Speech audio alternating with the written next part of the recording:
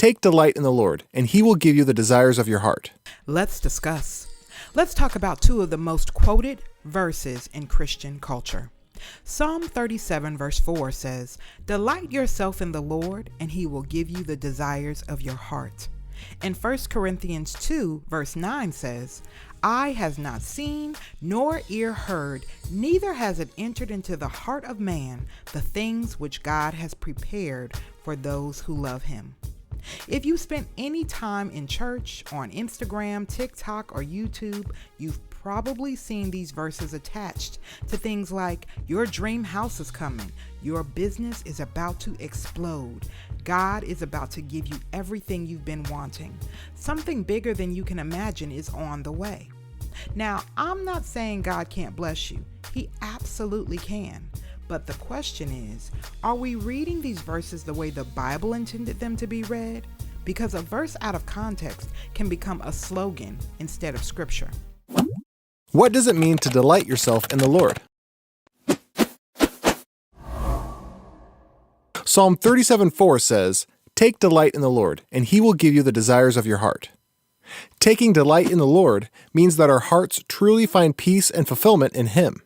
If we truly find satisfaction and worth in Christ, Scripture says he will give us the longings of our hearts.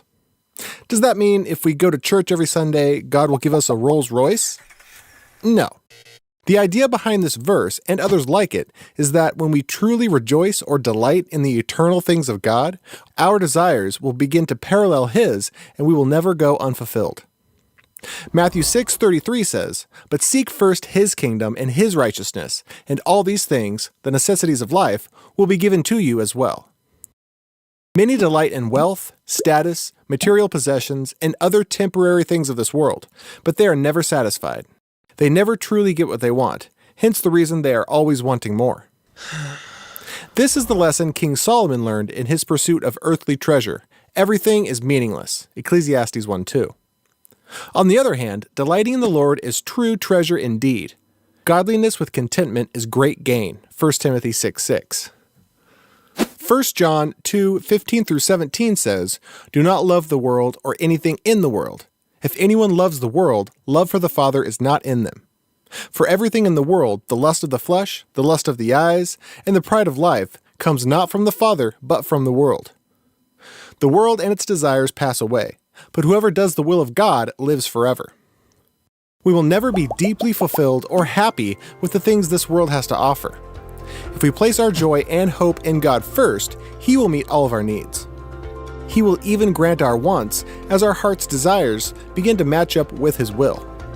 If we truly place priority on the Lord, chances are our heart's greatest desire will not be a brand new Rolls Royce, but eternal treasures in Christ. This world can never satisfy our deepest longings, but if we choose to delight in God's way, he will always provide above and beyond our expectations. Jesus said, "Whoever drinks the water I give them will never thirst. Indeed, the water I give them will become in them a spring of water welling up to eternal life." Let's start with Psalm 37 verse 4. Most people quote the second half, "He will give you the desires of your heart," and they stop there. But the first half is the key. Delight yourself in the Lord. The promise is connected to the posture. David is not saying make a wish list and God will fund it. He's saying that when your deepest joy is in God, your desires begin to change. Think about it. The more you love God, the more you begin to want what God wants. Your heart is being reshaped. Your priorities change. Your desires become aligned with his will. That's very different from God is obligated to give me whatever I want. Because if Psalm 37:4 meant God gives every believer every desire they have, then no Christian would ever experience disappointment, unanswered prayer, singleness, infertility, financial struggle, or suffering. But the Bible is full of faithful people who experienced all these things. Paul had a thorn in the flesh. Timothy had health problems. The early church faced persecution. Jesus himself prayed, "Not my will, but yours be done." So Psalm 37 verse 4 is not a blank check. It's an invitation to find your satisfaction in God. Now, let's talk about 1 Corinthians 2 verse 9. This verse gets quoted all the time.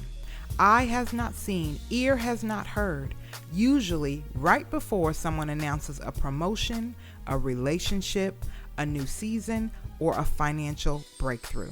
But if you keep reading the passage, Paul tells you exactly what he's talking about. Verse 10 says, "But God has revealed them to us through the Spirit." Paul is not primarily talking about hidden earthly blessings. He's talking about the wisdom of God revealed through the gospel. The context of 1 Corinthians 2 is the message of Christ crucified. Paul is explaining that the world could not discover God's plan of salvation through human wisdom. No eye has seen it, no ear had heard it, no human mind had conceived it, but God revealed it through the Holy Spirit.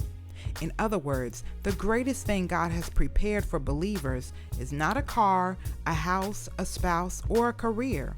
It is salvation, reconciliation with God, and the glory of Christ. That doesn't make the verse less exciting. It actually makes it bigger. You see, we've reduced eternal glory to temporary upgrades, and that's one of the dangers of modern Christian culture. We can become so focused on what God can give us that we forget what God has already given us.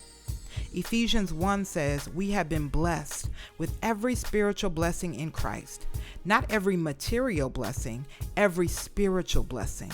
Forgiveness, adoption, redemption, the Holy Spirit, eternal life, peace with God. That's the treasure. So, what's the takeaway?